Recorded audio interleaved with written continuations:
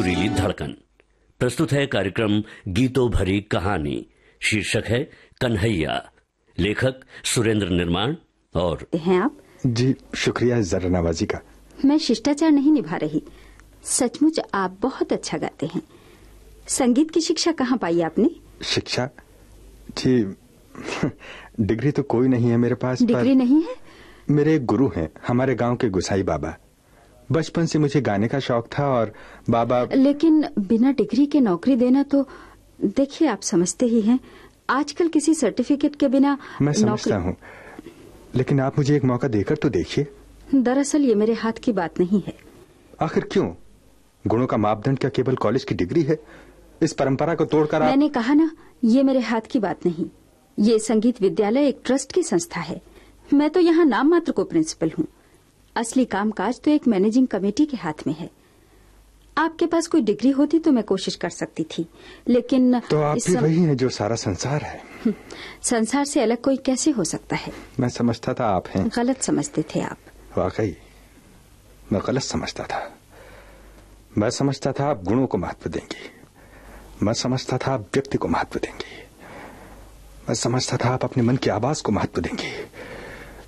लेकिन मैं गलत समझता था। आप कागजों को महत्व देती हैं। आपका मन स्वीकार करता है कि मैं अच्छा कलाकार हूं। फिर भी ये बात आप मैनेजिंग कमेटी तक इसलिए नहीं ले जा सकती कि मेरे पास कुछ रुपयों के बदले खरीदा गया सर्टिफिकेट नहीं है। देखिए कन्हैया बाबू, आप व्यर्थ नाराज हो रहे हैं। उससे आपको क्या फर्क पड़ता है? खैर, नमस्ते। ठहरी। कौन? राधा बेटी? हाँ माँ, इन्हें इस तरह मत जाने दो। मैंने अभी इनका गाना सुना है। ये बहुत अच्छे कलाकार हैं माँ। लेकिन देवी जी, इस संगीत विद्यालय में नौकरी पाने के लिए अच्छा कलाकार नहीं, डिग्री याफ्ता होना जरूरी है। मैंने आपकी तमाम बातें भी सुनी हैं। आप इस समय बहुत गुस्से में हैं, इसलिए शायद मेरी बात पर गौर न करें, लेकिन विश्वास मानिए, आपको इस विद्यालय में नौकरी मिलेगी। राधा माँ, तुम भी उसूलों की छत से उतरकर जरा नीचे आओ। डिग्रियों को छोड़ो, आदमी को परखो। एक बार मैनेजिंग कमेटी के सामने कहकर तो देखो। लेकिन राधा। माँ, मैनेजिंग कमेटी के मेंबर्स तुम्हें खा तो नहीं जाएंगे? कहकर देखने में क्या बुराई है? सो तो ठीक है बेटी, लेकिन कुछ नहीं। तुम्हें आज ही ये काम करना होगा और देखना वो लोग तुम्हारी बात नहीं टालेंगे। और सचमुच प्रिंसिपल महोदया की बात टाली नहीं गई। कन्हैया को अगले ही दिन से संगीत विद्यालय में नौकरी मिल गई। सूचना मिलते ही वो राधा का शुक्रिया। मैं हूँ कन्हैया। ओह, आप आइए आइए। दरवाजे पर ही क्यों रुक गए? आपका एक फूलदान टूट गया। कोई बात नहीं, फूल तो बच गए। फूलों को तोड़ने की गुस्ताखी तो कोई पत्थर दिल ही कर सकता है। याद रखिएगा अपनी बात। अगर भूल जाना मेरी आदत होती तो आज यहाँ ना आता आपको धन्यवाद देने। धन्यवाद? किस बात का? देखा ना, आप भूल गई। आप ना होती तो क्या मुझे नौकरी मिल पाती? ओह, ये बात छोड़िए भी। ये बताइए, कब से पढ़ाना शुरू कर रहे हैं? कल से। मुझे भी पढ़ाना होगा। आपको? हाँ, मैं भी तो गाना सीखती हूँ। अरे हाँ, अभी मैं कमरे में आया तब आप गा रही थी। गा नहीं रही थी, नकल कर रही थी। नकल? हाँ, आपने उस दिन माँ को सुनाया था ना एक गाना, तेरे बिन सूने नयन हमारे। हाँ। उसी की नकल कर रही थी। लेकिन नकल भी बड़ी शानदार करती है। मजाक उड़ा रहे हैं आप मेरा। नहीं, सच कह रहा हूँ। आपके गले में वाकई वो बात है जो एक गायक के गले में होनी चाहिए, वरना इतनी जल्दी सुरों के उतार चढ़ाव की नकल। अरे कन्हैया बाबू, तुम? हाँ मैडम, मैं ही हूँ।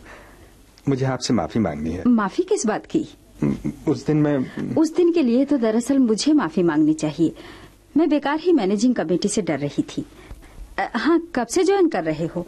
जी कल से। और मिठाई कब खिला रहे हैं? जब आप कहें। लेकिन हम वो मिठाई नहीं खाएंगे जो हलवाई के यहाँ बिकती है। यानी मुझे खुद पका करके? हमें तो बस एक गाना सुना दीजिए। हाँ कन्हैया बाबू, ये बात तो मैं भी कहूँगी। मीठी आवाज का अमृत हमारे कानों में पड़ा कि समझ लो मिठाई हो गई। पर देखो, नखरे छोड़ो और गाना सुनाओ। इतनी आसानी से छुटकारा नहीं पाओगे। अच्छी बात है। बहुत सुंदर, मजा आ गया। वाकई जी करता है एक गाना और सुने। जरूर सुनिए, लेकिन मुझसे नहीं, राधा जी से। जी मुझे कहाँ? देखिए, आप मेरे सामने बहाने नहीं बना सकती। मैं आपका गाना सुन चुका हूँ। लेकिन वो तो केवल नकल थी। ना सही गाना नकल ही सुना दीजिए। हाँ राधा, शर्माती क्यों है? सुना दो ना। कन्हैया बाबू से कब तक शर्माएगी? अच्छा, आपके गाने कोई गाती हूँ, अगर कहीं भूल हो जाए तो साथ दीजिएगा। हाँ, मैं तैयार हूँ, आप शुरू तो कीजिए।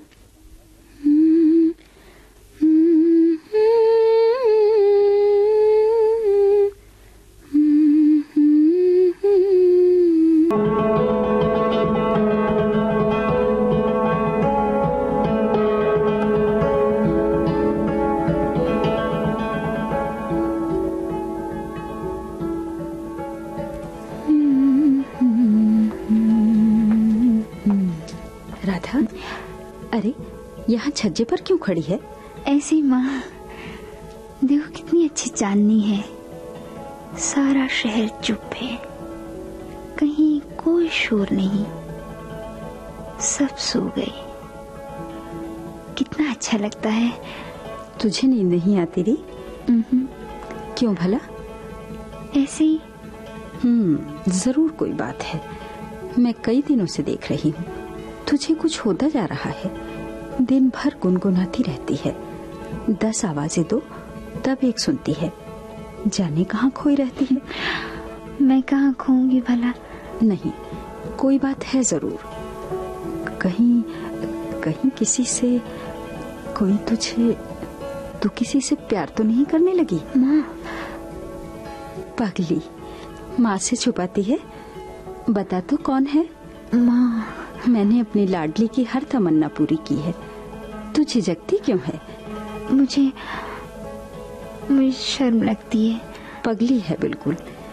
कहीं कन्हैया बाबू तो नहीं? माँ, मैं समझ गई, लड़का मुझे भी पसंद है, कल ही उससे बात करूंगी। माँ, तुम कितनी अच्छी हो। अच्छा जा, अब सो जा, बहुत रात बीत गई है, मैं जा रही हूँ। माँ कहती है सो जाऊं और नींद आती नहीं। सोना तो पड़ेगा ही। आपने मुझे बुलाया? हाँ, आओ बैठो। चपरासी। हाँ जी। चाय ले आओ। चाय की क्या जरूरत है, मैंने अभी पी है थोड़ी देर पहले। कोई बात नहीं, चाय का क्या है, every time is T time. कहीं बहुत बिजी हो क्या? नहीं, कोई विशेष नहीं, स्कूल का वार्षिकोत्सव आ रहा है ना, उसी की तैयारी कर रहा था। आपने किसी खास वजह से बुलाया? हाँ, वजह तो खास ही है। तुम्हें जल्दी है? नहीं, जल्दी तो कोई नहीं, पर हाँ याद आया, 4 दिन की छुट्टियां हैं, आप आज्ञा दें तो गाँव हुआ। गाँव? वहाँ क्या है तुम्हारा? क्या नहीं है वहाँ? मेरा घर, मेरे सपने, मेरा प्यार। प्यार? लेकिन एप्लीकेशन में तो तुमने लिखा था कि तुम्हारी शादी नहीं हुई है। हाँ, अभी हुई तो नहीं, पर जल्दी ही होने वाली है। किसके साथ? है एक, मेरे बचपन की साथिन। जब मैं गुसाई बाबा के पास गाना सीखने जाया करता था तो रोज जाती थी मेरे साथ। बहुत चाहती है मुझे, मैंने उससे वादा किया था। खैर छोड़िए, जाने दीजिए। चाय? हाँ, इधर रख दो और बाहर जाओ। तुम एक गांव की अनपढ़ लड़की से शादी करोगे क्या? क्यों, इसमें क्या बुराई है? आखिर तुम्हारा शहर में इतना मान है, बड़े बड़े लोगों के साथ मिलना बैठना है, उनके बीच एक गंवार लड़की के साथ उठोगे बैठोगे तो क्या अच्छा लगेगा? हाँ चलो, चाय पियो। मैं आपका मतलब नहीं समझा। मतलब साफ है, उस गंवार लड़की को छोड़ो और जहाँ मैं कहती हूँ वहाँ शादी करो। आप हद से बढ़ रही हैं मैडम। तुम्हारे भले के लिए।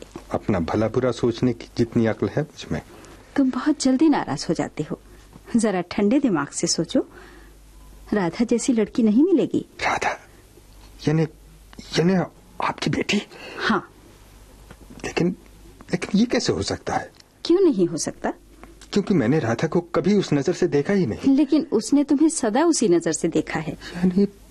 यानी हाँ, वो पगली तुमसे प्रेम करने लगी है। नहीं, ये नहीं हो सकता। कम से कम मैं नहीं कर सकता। जिसे मैं बचपन से प्यार करता आ रहा हूँ उसे छोड़कर। नहीं मैडम, हो सके तो मुझे माफ कर दीजिए। अच्छी तरह सोच लो कन्हैया। इसमें सोचने का सवाल ही नहीं उठता। तो ठीक है, इस प्रस्ताव को ठुकराने के लिए तुम्हें नौकरी गंवानी पड़ेगी। जान तो नहीं गंवानी पड़ेगी मैडम, हौसला सलामत रहे, फिर दुनिया की कोई ताकत मेरी राह का रोड़ा नहीं बन सकती। नमस्ते।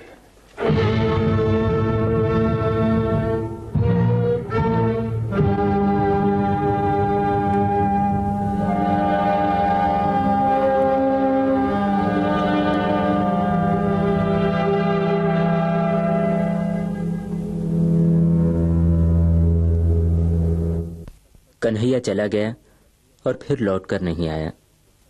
स्कूल का वार्षिक उत्सव भी आ पहुंचा।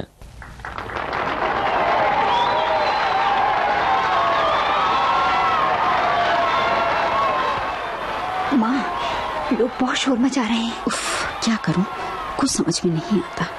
पहले पता होता कि बिना कन्हैया के उत्सव इस कदर उखड़ जाएगा तो उसे कभी नाराज न करती। अब क्या करूं? लगता है तुरंत कोई अच्छा आइटम पेश नहीं किया गया तो लोग स्टेज पर चढ़ाएंगे। कहाँ से लाऊं अच्छा आइटम? कन्हैया होता तो सब कुछ हो सकता था, लेकिन अब क्या करूं? आज के बाद तो स्कूल की साख ही बिगड़ जाएगी। उफ। माँ,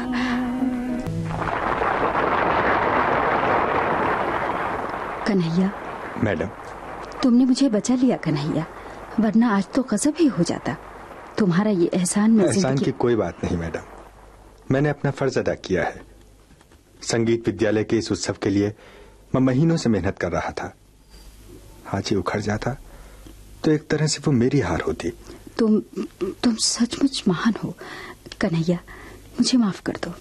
मैंने तुम्हारे साथ ज्यादती करने की कोशिश की। कोई बात नहीं मैडम, आप इस दुनिया से अलग थोड़े हैं। हाँ कन्हैया, मैं इस दुनिया से अलग नहीं हो पाई, लेकिन तुमने होकर दिखा दिया। तुम प्यार निभाने में भी सच्चे हो और फर्ज निभाने में भी। चाहो तो इस स्कूल में तुम्हें फिर से जगह मिल सकती है। नहीं मैडम, मुझे जाने दीजिए। मेरा यहाँ रहना शायद राधा देवी के लिए परेशानी का कारण बन सकता है। अगर ऐसा है तो मैं नहीं रोकूंगी। अच्छा, नमस्ते। जीते रहो। सुनिए। कौन? राधा? हाँ, आप जा रहे हैं? हाँ राधा, मेरा जाना ही बेहतर है। मुझे रुकने के लिए कहना भी मत। कोशिश करके मुझे भुला देना। समझ लेना कहीं सफर में थोड़ी देर का साथ रहा था, बस उसी में तुम्हारी भलाई है। वैसे तुम मुझे हमेशा याद आओगी। कन्हैया बाबू। मैंने कहा था ना, भूल जाना मेरी आदत नहीं। कन्हैया बाबू। अच्छा राधा, अब चलो, मैं बहुत लंबा सफर है।